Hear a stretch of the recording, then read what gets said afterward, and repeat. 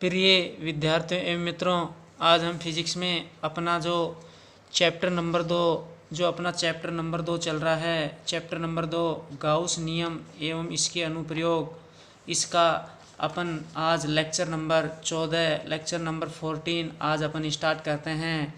और जो गाउस नियम के अनुप्रयोग चल रहे हैं उसमें 5 अनुप्रयोग अपने कंप्लीट हो चुके हैं।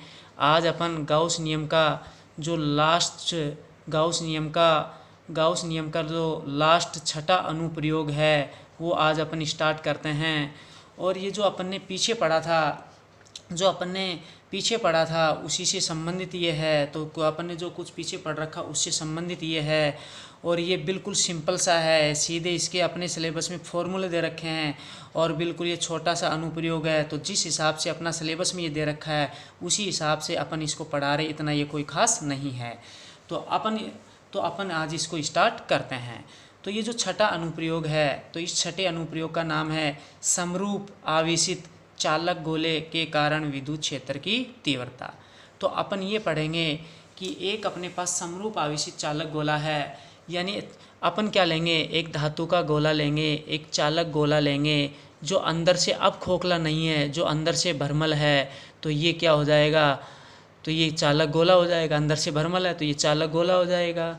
और इसके पृष्ठ पर समान रूप से आवेशों का वितरण हो रहा है तो ये क्या हो जाएगा, समरूप आवेशित चालक गोला हो जाएगा। तो इस समरूप आवेशित चालक गोले के कारण इसके बाहर बिंदु P पर पृष्ठ पर और इसके भीतर बिंदु P पर अपन क्या निकालेंगे, विद्युत क्षेत्र की तीव्रता निकालेंगे। तो ये अपना टॉपिक है, बिल्कुल सिंपल सा, पीछे पढ़ रखा वही चीज़ यहाँ पर कुछ काम आएंगी इसमें। तो अब अपन इसमें थोड़ा सा कुछ बेसिक देख लेते हैं इसके अंदर। तो ये आज अपन इसमें स्टार्ट करते हैं छठा अनुप्रयोग। तो ये जो अभी आपको बताया था, ये जो छठा अनुप्रयोग है ये वाला, तो ये जो छठा अनुप्रयोग ये जो लिख रखा है ये आज अपन स्टार्ट करते हैं इसमें छठा अनुप्रयोग। तो अब अपन इसमें देखते हैं कि जब कोई भी अपने पास मान लो कोई विलगित चालक है, यानी कोई एक चालक है, उसको जब अपन कोई अतिरिक्त आवेश देते हैं तो वो जो आवेश होता है उस चालक के पृष्ठ पर वो जो आवेश होता है उस चालक के बाह्य पृष्ठ पर क्या हो जाता है, सदैव वितरित हो जाता है। तो कोई भी विलगित चालक यानी कोई एक चालक है उसको अपन अतिरिक्त आवेश देते हैं तो ये जो आवेश होता है सदैव इसके बाह्य पृष्ठ पर वितरित हो जाता है। और जो कोई भी अतिरिक्त आवेश होता है इसके भीतरी भाग में नहीं रहता है, तो जब अपन चालक को ये अतिरिक्त आवेश देते हैं तो इसके पृष्ठ पर ये वितरित हो जाता है। लेकिन ये जो आवेश इसके भीतर नहीं जाता है, इसके भीतर वितरित नहीं होता है, केवल इसके पृष्ठ पर बाहर वितरित होता है ये। तो इस चालक के भीतर कोई अतिरिक्त आवेश नहीं रहता है, तो इसकी भीतरी भाग में कोई अतिरिक्त आवेश नहीं रहता है। तो अपन यहाँ पर अपन ने पीछे पढ़ा था कि जब हमारे पास कोई एक गोलीय कोश होता है, गोलीय कोश का मतलब एक चालक गोला है, धातु का गोला है जो अंदर से खोखला है, तो ये गोलीय कोश हो गया। जब इस गोलीय कोश को अपन आवेश देते हैं तो ये जो आवेश होता है गोलीय कोश के पृष्ठ पर समान रूप से वितरित हो जाता है। तो वही चीज़ यहाँ पर जो अपने पास चालक गोला होता है, तो इस चालक गोले के यहाँ पर भी जो आवेश होता है वो चालक गोले के पृष्ठ पर वितरित हो जाता है।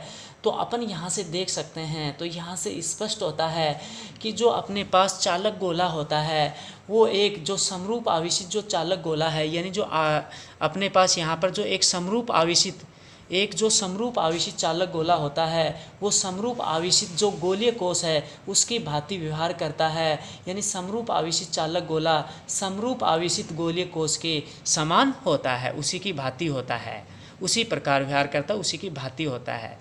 तो अब अपन यहाँ पर क्या करते हैं कि जो समरूप आवेशित गोलीय कोश है, तो समरूप आवेशित गोलीय कोश है, तो समरूप आवेशित जो गोलीय कोश है इसके कारण जो विद्युत क्षेत्र की जो तीव्रता है वो अपन ने तो गाउस नियम के अनुप्रयोग में जो समरूप आवेशित गोलीय कोश है इसके कारण जो विद्युत क्षेत्र की तीव्रता है वो गोलीय कोश के बाहर बिंदु P पर निकाली थी, गोलीय कोश की सतह पृष्ठ पर बिंदु P पर निकाली थी, और गोलीय कोश के भीतर बिंदु P लिया था वहाँ पर अपन ने निकाली थी।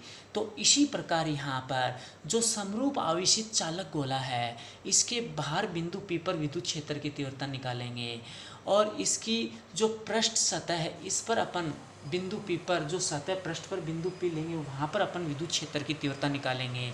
और इस चालक गोले के भीतर जो बिंदु पी लेंगे वहाँ पर अपन विद्युत क्षेत्र की तीव्रता अपन निकालेंगे।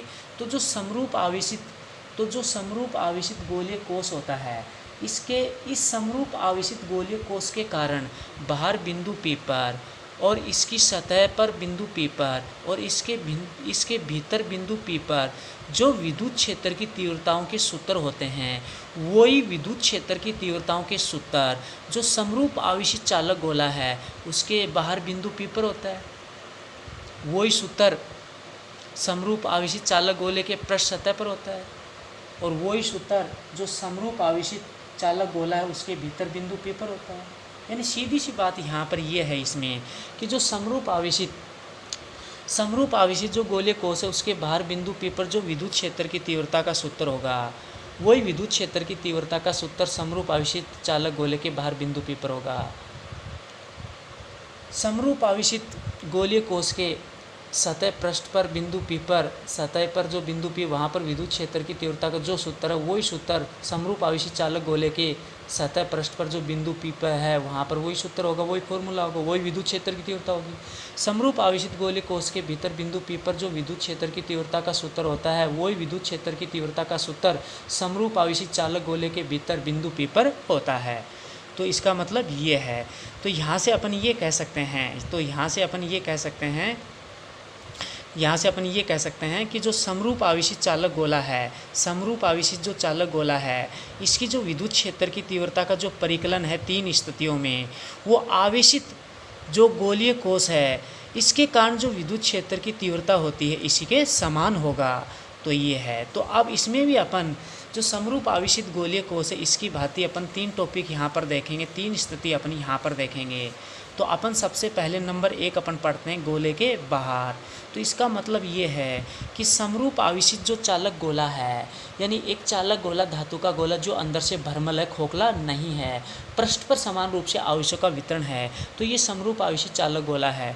तो जब इस समरूप आवेशित चालक गोले के बाहर बिंदु P होता है, तो बाहर बिंदु P पर जो विद्युत क्षेत्र की तीव्रता का सूत्र है वो E बराबर 1/4πε0 Q/r² ये होगा, क्योंकि समरूप आवेशित गोलीय कोश के बाहर बिंदु P पर विद्युत क्षेत्र की तीव्रता का सूत्र E बराबर ये। तो समरूप आवेशित चालक गोले के बाहर बिंदु P पर विद्युत क्षेत्र की तीव्रता का सूत्र यही होगा, E बराबर ये हो गया। तो ये हो गया। अब इसमें से अपन थोड़ा देखते हैं, अब यहाँ पर इसमें अपन थोड़ा देखते हैं कि जो आवेशों का जो वितरण है वो गोले के पृष्ठ पर है। तो पृष्ठीय आवेश घनत्व सिग्मा बराबर Q/A अपन ने पढ़ रखा है। तो सिग्मा बराबर Q/A। अब यहाँ पर A क्या है? गोले का पृष्ठीय क्षेत्रफल। गोले की त्रिज्या मान लो जो चालक गोला है उसकी त्रिज्या r है, तो इसका पृष्ठीय क्षेत्रफल हो जाएगा 4πr²। तो इसका पृष्ठीय क्षेत्रफल होगा 4πr² हो जाएगा। तो यहाँ पर जो पृष्ठीय क्षेत्र, ये जो क्षेत्रफल A है इसकी जगह 4πr², तो ये वैल्यू यहाँ से यहाँ पर तो 4πr² हो जाएगा। तो Q बराबर हो जाएगा सिग्मा इंटू 4πr²। तो ये हो गया। तो जो चालक गोला है, इस चालक गोले के पृष्ठ पर जो आवेश Q है उसका सूत्र हो जाएगा Q बराबर सिग्मा इंटू 4πr² होगा। E बराबर, तो E बराबर ये कांस्टेंट ऐसे कैसे आ गया? अब Q की ये वैल्यू यहाँ से उठाकर यहाँ पर रख देंगे तो ये वैल्यू यहाँ पर आ गई। फिर ये बटे r² है तो ये अपन ने बटे में r² कर दिया। अब E बराबर, तो ये E बराबर तो ये E बराबर हो गया 4πε0 का भाग। अब देखो, अब यहाँ पर 4π का भाग 4π में एक बार लग गया, तो 4π का भाग 4π में एक बार लग गया। अब क्या बच गया यहाँ पर? अब नीचे देखते हैं सिग्मा बटे, तो सिग्मा बटे ε0, तो सिग्मा बटे ε0, तो सिग्मा बटे ε0। फिर क्या बच गया? कैपिटल r² बटे स्मॉल r², तो कैपिटल r² बटे ये, तो बटे में स्मॉल r² ये बच गया। इसको ब्रैकेट में बंद कर देंगे। तो जो समरूप आवेशित चालक गोला है इसके बाहर बिंदु P पर विद्युत क्षेत्र की जो तीव्रता का सूत्र है, जो पृष्ठीय आवेश घनत्व तो सिग्मा के पदों में E बराबर ये हो जाएगा, ये भी है और ये सिग्मा के पदों में आ गया। अब अपन देखते हैं स्थिति सेकंड। अब अपन इसमें स्थिति सेकंड पढ़ते हैं। गोले के पृष्ठ पर, यानी जो बिंदु P है वो अब अपन जो समरूप आवेशित चालक गोला उसकी सतह पृष्ठ पर अपन लेंगे। तो पृष्ठ पर विद्युत क्षेत्र की तीव्रता का सूत्र, तो जो समरूप आवेशित गोलीय कोश है, तो समरूप आवेशित गोलीय कोश के पृष्ठ पर विद्युत क्षेत्र की तीव्रता का सूत्र अपन ने E बराबर ये पढ़ा था। तो यहाँ पर जो समरूप आवेशित चालक गोला है इसके पृष्ठ पर सतह पर जो बिंदु P है वहाँ पर विद्युत क्षेत्र की तीव्रता का सूत्र यही हो जाएगा। तो ये सूत्र E बराबर ये हो जाएगा 1/4πε0 Q/r², ये फॉर्मूला हो जाएगा। तो ये हो गया। तो ये स्थिति सेकंड होगी। अब इसके बाद अपन लास्ट इसमें स्थिति थर्ड पढ़ते हैं। तो अपन इसमें लास्ट यहाँ पर स्थिति थर्ड लेते हैं इसके अंदर। तो लास्ट अपन स्थिति थर्ड लेते हैं इसके अंदर। तो लास्ट स्थिति इसमें क्या है, थर्ड है। तो क्या है, अब यहाँ पर इसमें लिख रखा गोले के अंदर, यानी जो समरूप आवेशित चालक गोला है इसके भीतर बिंदु P लेंगे। तो इसके भीतर बिंदु P पर विद्युत क्षेत्र की तीव्रता निकालेंगे। तो अपन ने पढ़ रखा है कि समरूप आवेशित गोलीय कोश के भीतर, समरूप आवेशित जो गोलीय कोश है इसके भीतर बिंदु P पर, तो इसके भीतर कहीं पर भी बिंदु P ले रहे हैं, गोलीय कोश के भीतर कहीं पर भी बिंदु P ले रहे हैं, तो वहाँ पर विद्युत क्षेत्र की तीव्रता 0 होती है, यानी E बराबर 0 होती है। तो इसी प्रकार जो समरूप आवेशित चालक गोला है इसके भीतर कहीं पर भी बिंदु P लेंगे तो यहाँ पर भी विद्युत क्षेत्र की तीव्रता E बराबर 0 होगी, E बराबर 0 होगी। तो वही फॉर्मूला E बराबर 0 यहाँ पर, तो यहाँ पर विद्युत क्षेत्र की तीव्रता E बराबर 0 हो जाएगी, 0 हो जाएगी। समरूप आवेशित चालक गोले के भीतर बिंदु P पर E बराबर 0 होगा। तो ये आ गया। तो ये हो गया अपने पास। तो ये 3 स्थितियाँ होगी। तो समरूप आवेशित चालक गोले के कारण विद्युत क्षेत्र की तीव्रता बाहर, सतह पर और भीतर, 3 स्थितियों में अपन ने ये निकाल ली। तो ये जो लास्ट छठा अनुप्रयोग था ये अपना कंप्लीट हो गया। ये एक बिल्कुल छोटा सा अनुप्रयोग था जो पीछे समरूप आवेशित गोलीय कोश पढ़ रखा था, उसी के अनुसार इसमें सब कुछ हो रखा है, उसी के अनुसार इसमें सब कुछ होता है। तो ये बिल्कुल अपन ने सिंपल सा, ये छोटा सा था, तो छोटा सा ये छठा अनुप्रयोग थे कंप्लीट हो गया। जितना सिलेबस में ये दे रखा था छठा अनुप्रयोग उतना ये मैंने करवा दिया है। और ये अपना ये जो गाउस नियम के जितने भी 6 अनुप्रयोग हैं, ये 6 अनुप्रयोग पूरे सभी कंप्लीट करवा दिए हैं और ये पूरा टॉपिक अपना कंप्लीट हो गया है। इससे आगे अपन अगले नए लेक्चर में स्टार्ट करेंगे। अब ये जो चैप्टर है इस चैप्टर में अब कम ही टॉपिक बचे हैं, अब ये चैप्टर अपना जल्दी हो जाएगा। तो इससे आगे अपन अगले नए चैप्टर में स्टार्ट करेंगे। धन्यवाद।